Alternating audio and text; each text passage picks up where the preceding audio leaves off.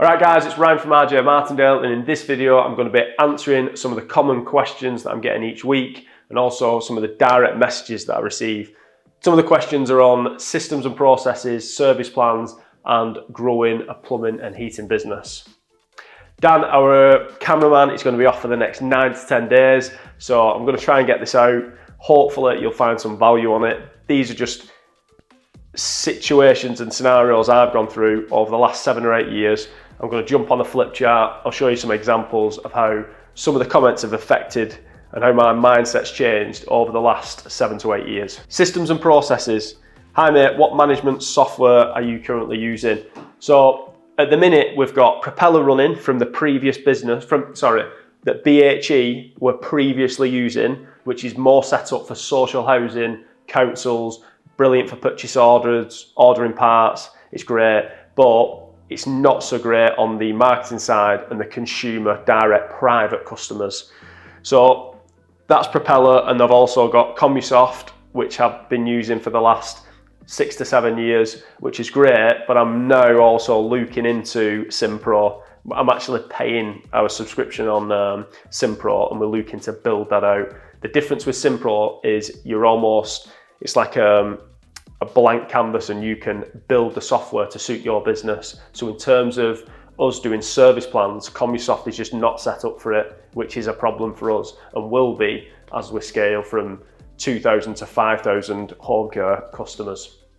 So that's the situation, but I'll update as we progress through with the softwares. And another thing, it's a massive headache if you're moving from one software to the other. If you've got 5,000 to 10,000 customers built into that CRM and they all need migrating over, all that data, it's a massive job. But do you make the change earlier on so you're prepared as you scale? Because you will have that problem with some of the smaller softwares. I know there are loads of other softwares out there, and I think if you've got a couple of vans, they may be better and cheaper to use. Gas Engineer software, ServiceMate, Payaka is it, and Tradify, all them, they may be great, but I think for scaling, we're gonna need to look at a bigger CRM. Question from Joe Miller. I love the idea of having engineers day filled to 70%, but basically, what do you do for the other 30% if the work is not there? Said it on the previous video, that's the game that we're in. That is the game. You've got to plan, you've got to be looking at the diary to a point where it's so different to a lot of industries. We are in a reactive business, same day or certainly next day business. If our diary is booked up for a week, 2 weeks, it's a problem. I'm looking for another engineer, because customers will not wait. And for us to be the best that we can in this area, just in general the best that we can, it's all about speed. We're not reinventing the wheel. It's just when that customer calls, can you be there within 4 hours, within 6 hours? That's what we're trying to do. To allow that to happen, the diary needs to be set up to 70%. But there'll be some days where, speak to my engineers, they'll say they never finish early. But there'll be some days where you're gauging it. As you go into summer months, you may be putting your diary up to 80%, whereas in the crazy months of winter, your diary may only be booked up at 30% when they go into that day, because you know you're going to have them emergencies coming in. But yeah, that's the game. Another similar question here. How do you balance diary with planned work and unplanned work? Always find that tricky. Me too. Very difficult. That's why we got rid of the bathrooms, got rid of the log burners, working for builders. We optimize for reactive 1 hour work. So the girls, you're able to train the girls in that area that you're going to allow up to 1 hour or 2 hours for that job. We've not got a mix of 1, 6, 2, 1, 2 weeks, a week, 10 days on a job. I think you're then starting going into bigger management. For now, and where we want to be and how we want to scale the business, it's reactive. So you've got engineers that are just dealing with reactive work, so you can plan the diary off them. Again, working at the 70% method for efficiency. And then also on your boiler installations, you know that every boiler relay is going to take a day to complete. Or if it's a big job, it might take 2 days. I'm not taking on work that is going to take longer than 3 days to complete, 5 days to complete, because it makes it difficult then to manage the diary. Question from Turner's Heating and Plumbing: are all you guys employed or do you use subcontractors? I've had that a few times. I personally prefer to have our engineers and our team employed. Want everything in-house. We have one engineer that is on price, but he pretty much, well, he works for us full time. So yeah, my thoughts on that from a business owner's point of view, I feel that you're all in. When you're using subcontractors or you're outsourcing, you're not fully committed. You've got the option in your mind to let them go if it gets a bit quiet. Well, when they're all cards in, it is just, you absolutely have to make it happen. And that's how I prefer it. To a point where even with the drains and the electrics, as soon as I get sorted, I'd say over the next 18 to 24 months, I'll be looking to bring the drainage in-house and also the electrics, whether we buy a drainage business, an electrical business, or we basically just add vans on the road. But I absolutely will be making that happen, especially as the home care numbers are rising and we're getting more and more drain and electrical call-outs, which is another question about what we do with drains and electrics. Currently, I'm outsourcing it to a couple of local companies, but I absolutely will bring it all in-house. And then another one, I've had a few on this which we're working on. When you guys use a part, how do they make sure they restock the van? At the minute, it's rubbish. We've got a load of gear in the office, in the stock room. I brought Warren on board as a hybrid role. He's half off the tools, and same with Daniel. So we're looking to build out the stock management side. At the minute, I bring stuff into the office when the engineer needs a part. He gets his part, goes and fits it, creates a Trello or just like a ticket, if you will, and we reorder that part back in. But there's no set system in place, and it will catch up with me if we don't deal with it now. And that's all part of building out the SimPro. So we've got full stock management across all vans, all areas, the office, and a proper setup in place. And then you can really track P&L profitability across each van and your parts with your labour much better. So I'll let you know how we get on with that one. Service plans, I've got one here basically asking when the service plan is in place, and let's say you've got a massive number of home care plans and they all break at once. You're gambling that you hardly get any calls. Again, that's the game, that's the insurance game. It's depending on the season, it's pretty mad because it's almost like it's flipped. So for a business owner, for a gas engineer going into winter season, you're thinking, flip, I'm going to get loads of breakdowns here, I'm going to convert to boilers. But that's kind of flipped on its head because you've got a lot of your customers on home care plans. So really, you don't want them to break. So that's why it helps in the summer, because the summer, you're not going to get as many breakdowns, but you've still got the residual money coming in. So there's two sides to it.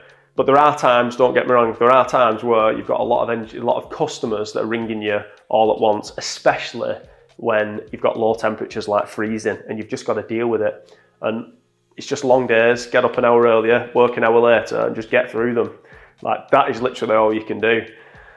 You can really start looking, I know as we are growing into like getting close to a couple of thousand home care, you can start gauging through the seasons how many calls you are going to get and prepare in advance. But there's always going to be times where you get like big spikes and then drop-offs. So for that, as we grow, I'm sure we'll get better over time. Got a few questions on this about home care plans. You can talk about, like, you've got the residual money coming in, but what happens when that boiler they're only paying you 25, 30 quid a month, and then a heat exchanger fails, a big part fails? Well, yeah, you lose money.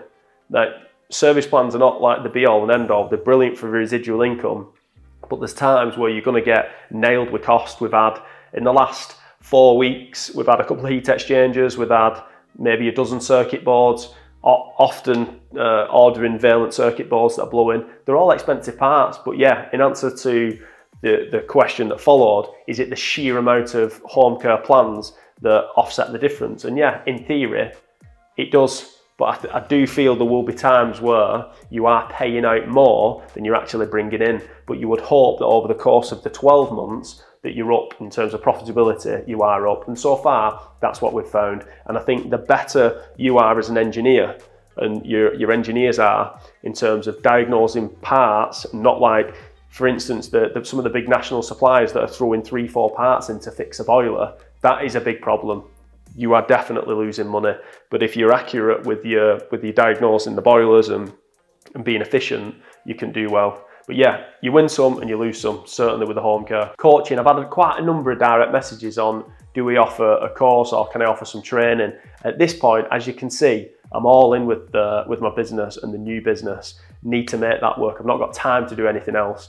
This with the YouTube stuff, I'm just displaying exactly what we're doing day to day, and it's a great tool to update my team. This is what I'm doing. I can't get to see all my team, but doing this YouTube, they can watch it once a week if they do, and they can see, the lads in Lancaster can see what we're doing, and also the lads in Bolton. This was the whole purpose of it. Maybe in time we'll look to do something. But I tell you what, for myself, I'm curious to know with the new business, with all the skills that we've acquired building RJ Martindale, if we put that into BHE, we'll see what that can do. And if I can make that happen, and I'm comfortable with, we did this, and this, and BHE grew from here to here, then I may look at offering something further down the line. Right, and all the questions on gross profit, net profit, how do you grow a plumbing business, comments like turnover for vanity, profit for sanity, like that quote alone massively slowed me down. I'm going to jump on the flip chart and explain why.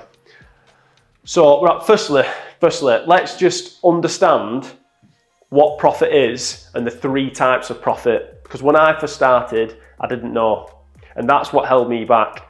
So back to that term, turnover for vanity, profit for sanity. It should be turnover for vanity, gross profit for sanity. And I'll explain why. But firstly, the three different types of profit. You've got gross profit at the top, you've got EBITDA, and then you've got net profit. EBITDA is earnings before interest, taxes, depreciation, and amortization. This is what your accountant will use and what a bank will look at to judge the profitability of the business and whether a business can pay off any of its debts that it could potentially be lending. But we're not going to worry about EBITDA. We're just going to deal with gross profit and net profit. Gross profit. When I first started, I didn't know the difference between gross profit and net profit. It's only until I really got stuck into figures and understanding accounts and P&L reports that I could understand the two and how they influenced and grew the business through the years.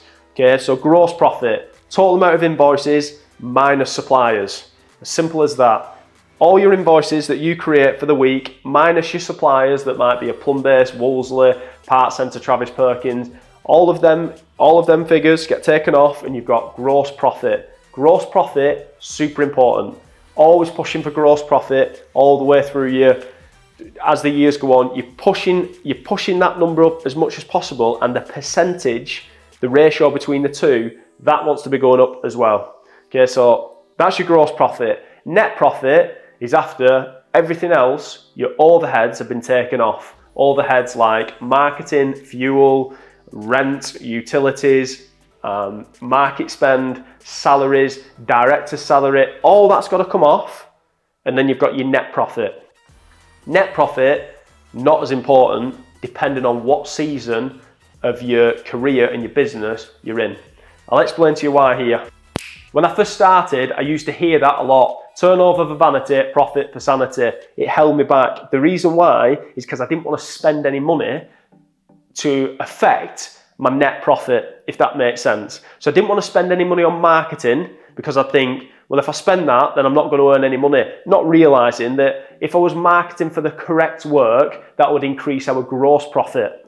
Now, not spending money and just running off word of mouth, if you will, and doing any job that you can get hold of, as well as being uneducated at the time, this is what happened. 2018, 2019, 2020. We went 314 grand, 335,000 and 360,000. The business didn't grow because I was trying to protect net profit.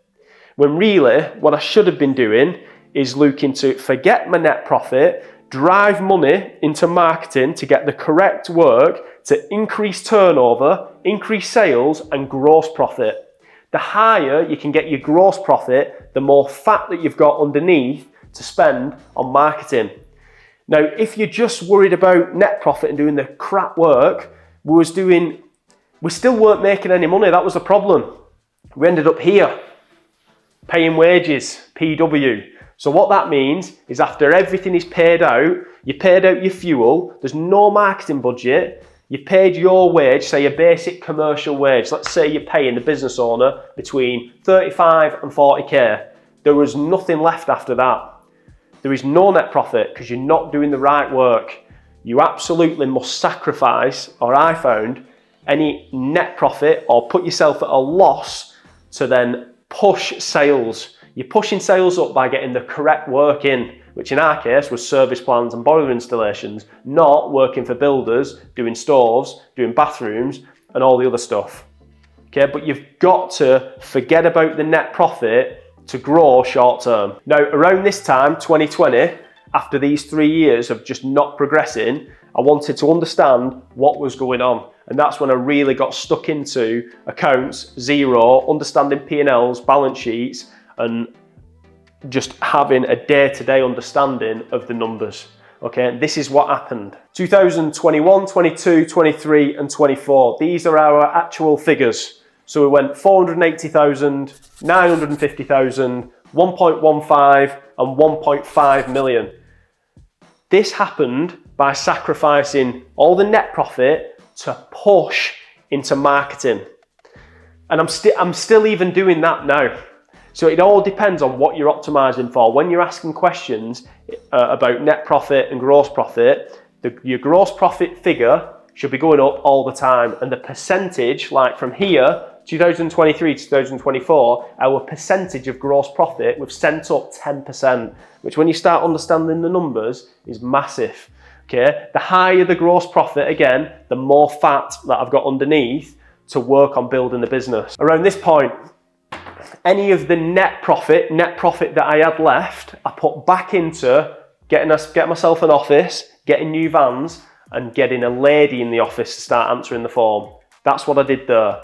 So I sacrificed the net profit for wages, but still pushing gross profit up. When we went 21 to 22, again, I sacrificed all my net profit to a big marketing spend, anywhere between 60 and 100,000 pounds. So instead of having a net profit of 60 to 100k, I then pushed it into marketing to then send my sales, my turnover up, but also my gross profit up, so then we could push on into 2023. 2023, I've already established my marketing budget here. So I've sacrificed that here, but the business has grown again. The market spend has stayed the same, but with the additional net profit, I've put that into building out the team.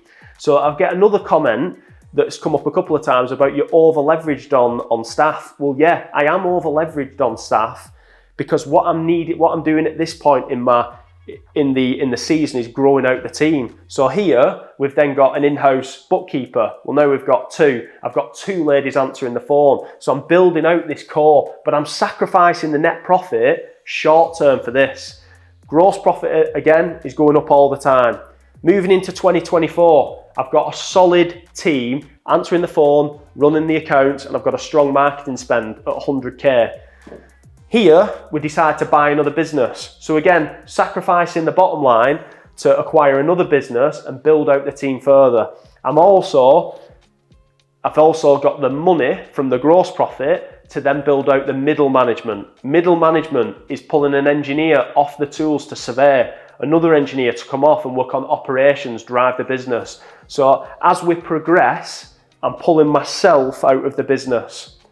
Keep repeating myself, but to do it, unless you're bringing in big investment, you absolutely need to sacrifice the net profit to grow the gross profit. So the quote, turnover for vanity, should be replaced, the second half, with gross profit for sanity at this point in my career. If I was optimizing for personal gain, I wouldn't be employing a videographer, I wouldn't be doing this stuff, I wouldn't need as much middle management, I wouldn't need to be taking on this other company, and I could optimise for my personal gain, driving my own salary up. But I'm 31 years old and I'm not interested about that. All I want to do is build out the team. So long term, the net profit will look after itself. All I'm wanting to do at this point is build out the team so then we can start scaling the vans. So if we fast forward to where we are now, I mean, it's took 7 years of building out the team to where it is now. But moving forward, we're at an exciting time now because a lot of these variables are not going to change that much. I've established a strong marketing budget. We've got a good team in the office. We've got that middle management. We're at the point now of rolling out vans. The difference is now when we roll out vans, they don't need to pay for all this stuff. It will be going to the bottom line. So we could expect to see a net profit of 20, we're looking at pushing 20%, and that is after everything's paid. A lot of business owners make the mistake of thinking that the business owner's wage is the net profit. It is not. That should be factored in as your overhead, okay, as a commercial wage as well. As a business owner, if you're looking to grow, you might be paying yourself between 35 and 45k. Anything more than that, you're paying a ton in tax when you could be pushing that into your business. So at this stage, I'm just looking to build out this team. Like I said in one of my other videos, I want to get to 10 vans. I think 10 vans onwards is an exciting time and a strong position to be in. So yeah, I'm hoping that's answered a number of questions with some actual figures of what we've done through the years. So again, earlier on in my career, when I was trying to protect net profit, I didn't move forward. I didn't establish marketing spend. There are a lot of other issues as well, like we weren't priced right, we weren't doing the correct work, I was uneducated, but I had that stupid quote stuck in my head, hoping this will shed some light on it. And unfortunately, I want to finish on saying, you can't do both. You can't just decide that you watch this video and you're going to say, right, I want a 50k or 100k market spend, I want middle management, I want this team, and I want all these vans. It takes years of time of keep reinvesting back in. But hopefully, if you just stay on that constant path, you will keep growing. That's what will happen. But unless you're bringing in some big investment, which then you could argue you've not got control of your business, it will take time. I've had a lot of messages like young lads saying, how do I scale fast? In this industry, the margins are too tight and it's difficult. It just takes years. And that's why I believe as well, unless you've got ambitions of going 5 to 10 vans, I wouldn't even bother, because up until then, it's just more headache. As I think many engineers out there will know. Right, so to summarise this video, I'm all about gross profit, driving gross profit as much as possible and the percentage up each year. How do you increase gross profit? You either increase the cost of your job, your time, you either add margin to your parts, so you might put a markup on of 20 or 30%, that's going to increase your gross profit, or you feed in residual income. That's money that is coming in without the variables changing. That'll also send your gross profit up. So from the year 23 to 24, our percentage of gross profit increased 10%, massive increase. This allows more fat to play with. Are you going to decide to use that for personal gain, profit on the bottom line, or are you going to use that fat to build out the team? Like this, videographer, marketing, middle management. You've got to decide what's best for yourself. There may be a lot of people that disagree with my understanding of profit. Let me know in the comments. If you've got any questions, again, you can direct message me, whatever. Like and subscribe. This is the end of the video. I'll not see you now for probably 10 days to a couple of weeks. So crack on, stay busy. See you in a bit.